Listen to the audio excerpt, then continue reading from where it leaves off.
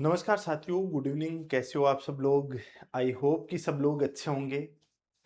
अभी आज कोटा यूनिवर्सिटी है, उसने राजस्थान सेट का नोटिफिकेशन जारी किया है। उसके बाद में अपन ने चर्चा भी की थी। उसके बाद काफ़ी सारे स्टूडेंट हैं, उनके मैसेजेस कॉल आने लगे थे। हमारी टीम को काफ़ी सारे उनके पास प्रश्न थे कि हम भी इसका एग्ज़ाम दे सकते हैं क्या? कौन कौन इसका एग्ज़ाम दे सकता है? कुछ बच्चे तो इस सेट एग्ज़ाम को सीईटी एग्ज़ाम समझने लगे। तो मैं अभी आप लोगों को बता देता हूँ कि सेट एग्जाम कौन-कौन दे सकता है, उसके लिए एलिजिबल कौन-कौन है? पहला प्रश्न। दूसरा आपका प्रश्न है कि अब आरपीएससी असिस्टेंट प्रोफेसर भर्ती कब आएगी? ऑब्वियस सी बात है, सरकार ने सेट एग्जाम करवा रही है, तो सेट एग्जाम करवा के आपको कोई कांस्टेबल की भर्ती के अंदर तो सिलेक्ट करने वाली नहीं है। सेट एग्जाम का मतलब है कि आने वाली असिस्टेंट प्रोफेसर की भर्ती है, उसके लिए आप एलिजिबल हो जाओ। जब जब राजस्थान सरकार के द्वारा सेट एग्जाम कंडक्ट करवाया जाता है, उसके तुरंत बाद में असिस्टेंट प्रोफेसर की भर्ती निकाली जाती है। टीचिंग एसोसिएट की भर्ती आ चुकी है, उसको इसके साथ में कोरिलेट अपन बिल्कुल भी नहीं कर सकते। अभी बहुत बड़ी खबर आ रही है कि आरपीएससी है, नवंबर-दिसंबर तक आरपीएससी परमानेंट असिस्टेंट प्रोफेसर की भर्ती है, वो निकालेगी और उसके 6, 7, 8, 10 महीने के अंदर उसकी एग्जाम है, वो कंडक्ट करवाएगी। एक बात ये भी है कि यदि आज ही असिस्टेंट प्रोफेसर की भर्ती निकाल दे और 6 महीने बाद एग्जाम करवाए, तो ऐसा कौन-कौन स्टूडेंट है जो चाहता है कि 6 महीने के अंदर आरपीएससी असिस्टेंट प्रोफेसर की भर्ती निकाल कर उसका एग्जाम करवा दे? मेरे को लगता नहीं कि कोई भी सीरियस स्टूडेंट, सिलेक्शन चाहने वाला स्टूडेंट ऐसा चाहता होगा। असिस्टेंट प्रोफेसर का सिलेबस अपने आप में बहुत वास्ट है। उसका सब्जेक्ट है अपना, बहुत बड़ा दायरा है। जीके राजस्थान का कंप्लीटली जीके है, वो उसमें शामिल किया गया है और मुझे नहीं लगता कि अभी आप लोगों का वो तैयारी का लेवल है। उसके लिए कम से कम 8 से 10 महीने चाहिए होते हैं और जो बड़े युद्ध हैं, उनके लिए आपको लंबी तैयारी है, उसकी ज़रूरत पड़ती है। उसके लिए आप अल्पकालिक तैयारी है, उसके माध्यम से बड़े युद्ध हैं, वो नहीं जीते जाते हैं। तो मैं तो खुद चाहता हूँ कि इसके लिए अपने को थोड़ा-सा टाइम मिले और उस टाइम के बाद में यदि ये भर्ती आए तो प्रॉपर तैयारी के साथ वो एग्ज़ाम दे सकें।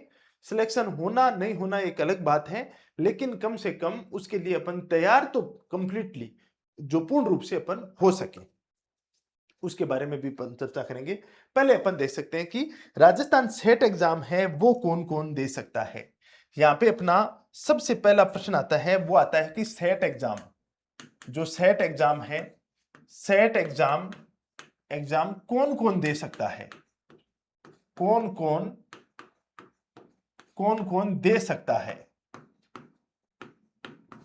सेट एग्ज़ाम कौन-कौन दे सकता है? तो मैं आपको एक बात बता देता हूं, यदि आपने पोस्ट ग्रेजुएशन की है, पोस्ट ग्रेजुएशन की है, उसके बाद में आपके पास कोई डिग्री नहीं चाहिए होती है, आप सेट का फॉर्म भर सकते हो और उसका एग्जाम दे सकते हो। ठीक है? यदि पोस्ट ग्रेजुएशन आप अपेयरिंग में हो, फाइनल ईयर में हो, आप क्या हो? फाइनल ईयर में हो, जो MA, MSc, MCom final year में है, वो भी ये एग्जाम दे सकता है। जिसने एमए, एमएससी, एमकॉम कर ली है, वो भी ये एग्जाम दे सकता है। यानी दोनों लोग इसको एग्जाम दे सकते हैं। यहां पे इन्होंने एक शर्त रखी है कि पीजी के अंदर आपके कितने होने चाहिए? 55% हैं, वो होने चाहिए। किसके होने चाहिए 55%? एक तो जनरल कैटेगरी के 55% होने चाहिए, एक ईडब्ल्यूएस के 55% होने चाहिए। इनके क्या होने चाहिए? 55% आपके पोस्ट ग्रेजुएशन में होने चाहिए। उसके साथ इन्होंने बोला है एससी, एसटी, ओबीसी, पीडब्ल्यूडी, ठीक है? इसके अलावा ट्रांसजेंडर, इनको रिलैक्सेशन दिया है 5% का और इनको कितना होना चाहिए? यदि इनके 50% भी होते हैं तो वो इसके लिए एलिजिबिलिटी रखते हैं, उसके लिए एलिजिबल होते हैं। तो ये बात ध्यान रखना है। फाइनल ईयर वाला, पुणे में एक बात बोल रहा हूं, ध्यान रखना, यदि आप फाइनल ईयर में हैं तो आप इसका फॉर्म भर सकते हैं, लेकिन एक शर्त है कि फाइनल ईयर के बाद में आपका सेट एग्जाम क्वालिफाई हो जाता है और फाइनल ईयर के बाद में आपके जब रिजल्ट आता है तो उस रिजल्ट में आपके ये दोनों क्राइटेरिया आप फुलफिल करना चाहिए। यदि आप जनरल ईडब्ल्यूएस हैं तो आपके 55% आने चाहिए बाद में। यदि SC, ST, OBC, PWD, transgender से हैं तो आपके 50% आने चाहिए। ऐसा नहीं कि अपेयरिंग में फॉर्म तो भर दिया लेकिन बाद में अपने परसेंट नहीं है।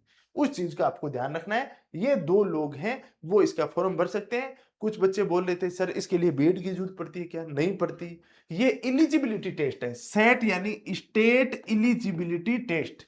स्टेट एलिजिबिलिटी टेस्ट का मतलब क्या हुआ कि आप असिस्टेंट प्रोफेसर की भर्ती आने वाले टाइम में देखना चाहते हैं, आप कॉलेज लेक्चर बनना चाहते हैं, आप यूनिवर्सिटी के अंदर प्रोफेसर बनना चाहते हैं, तो आपके लिए डिग्री होनी चाहिए नेट या जेआरएफ की। नेट की डिग्री होनी चाहिए, नेशनल एलिजिबिलिटी टेस्ट।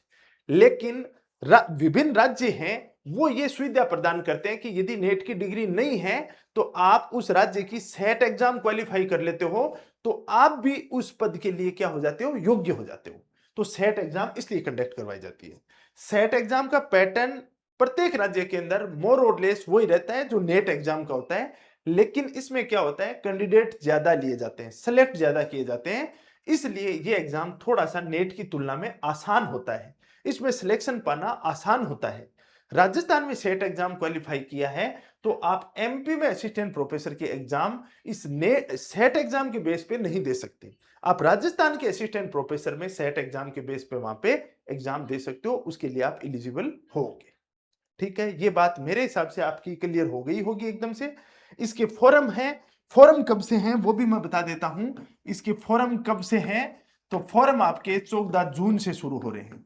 14 कब से हो रहे हैं? 14 जून से लेकर और 15 जुलाई तक हैं। 14 जून से लेकर 15 जुलाई तक इसके फॉर्म हैं वो भरे जाएंगे। इस चीज को आप देख सकते हो।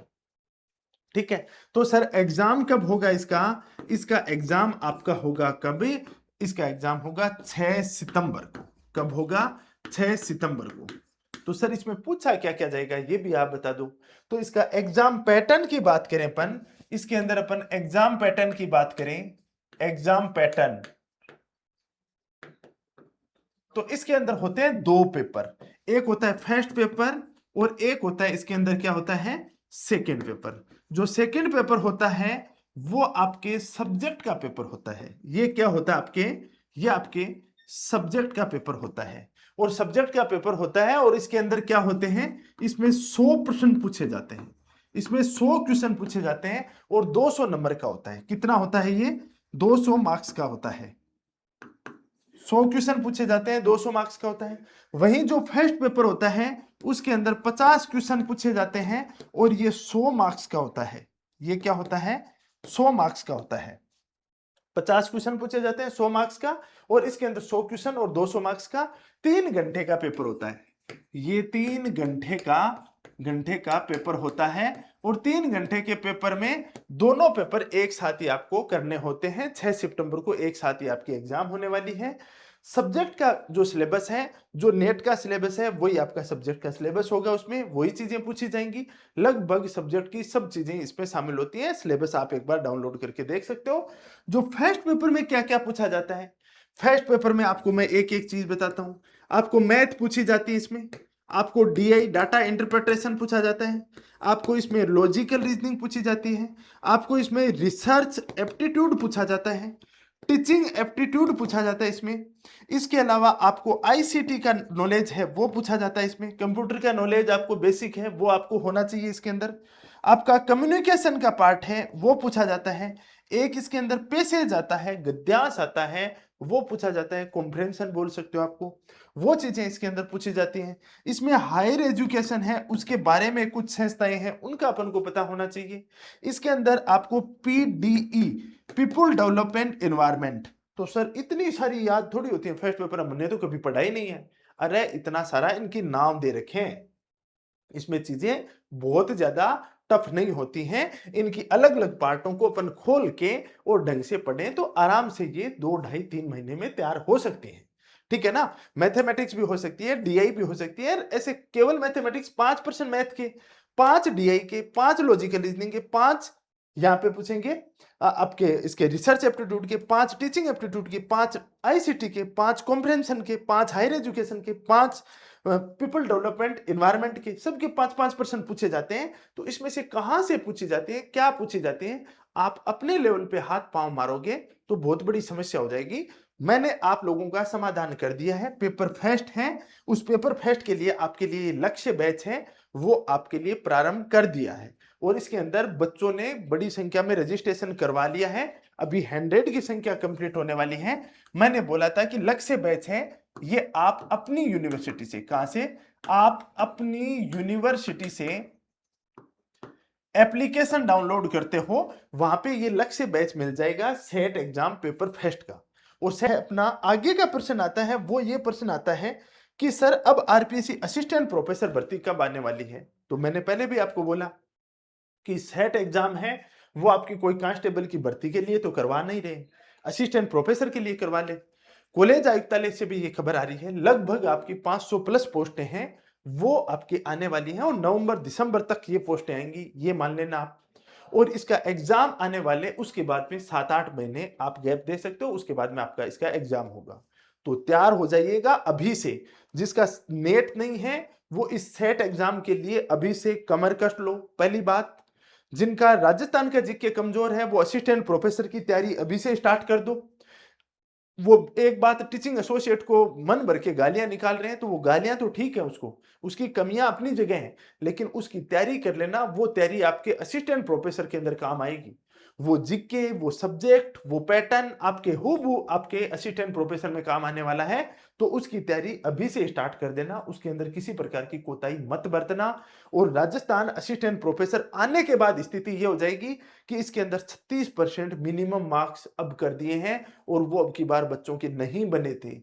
स्पेशली कॉमर्स का बच्चा है, साइंस का बच्चा है, लिटरेचर का बच्चा है, उसका जीके कमजोर होता है और वो 36% नहीं बना पाया। सब्जेक्ट उसका बेहतर था, लेकिन वो मिनिमम क्वालिफाई नंबर नहीं लेके आ पाया, उसको उसका खामियाजा भुगतना पड़ा। इन सब चीजों को मैंने ध्यान में रखते हुए पुनः आप लोगों के लिए मैंने अपना आगाज बैच है, जो कि 12 जून से, यानी आज से ही अपन ने इसको प्रारंभ किया है, जिसमें राजस्थान पॉलिटी के साथ प्रारंभ किया है। इसको क्या किसके साथ किया है, राजस्थान पॉलिटी के साथ। अब आपका मुद्दा आएगा, सर ये तो टीचिंग एसोसिएट के लिए शुरू किया है। अरे टीचिंग एसोसिएट और राजस्थान असिस्टेंट प्रोफेसर दोनों का सेम ही सिलेबस है, सेम ही पैटर्न है उनका। बस अंतर इतना है कि ये है अग्निवीर और वो है परमानेंट, बस इतना अंतर है, बाकी सब चीजें सेम है। तो आपको ये तैयारी अभी से स्टार्ट करना चाहते हैं तो आप जुड़ सकते हैं अपनी यूनिवर्सिटी एप्लीकेशन के माध्यम से। और ये बैच आपका ऑनलाइन और ऑफलाइन दोनों है। ऑफलाइन यहाँ पे जयपुर के अंदर कंडक्ट करवाया जा रहा है, महेश नगर 80 फीट रोड पे। और ये जो नंबर दिए गए हैं, इन नंबरों पे आप कांटेक्ट कर सकते हैं, पता कर सकते हैं 8209147524।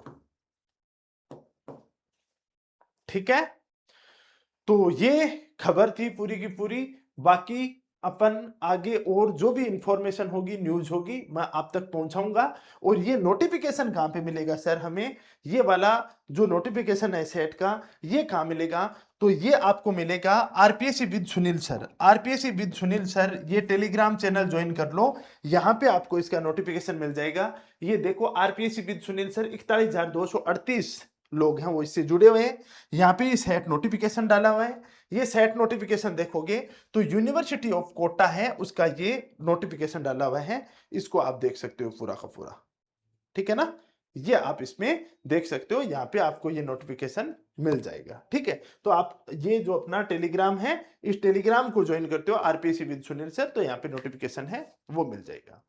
अभी के लिए इतना ही। तैयारी के अंदर जुट जाइएगा, यदि जुट जाइएगा, यदि असिस्टेंट प्रोफेसर बनने का आप सपना देख रहे हैं तो अभी से लग जाओ तैयारी के अंदर जी जान के साथ। Wish you all the best.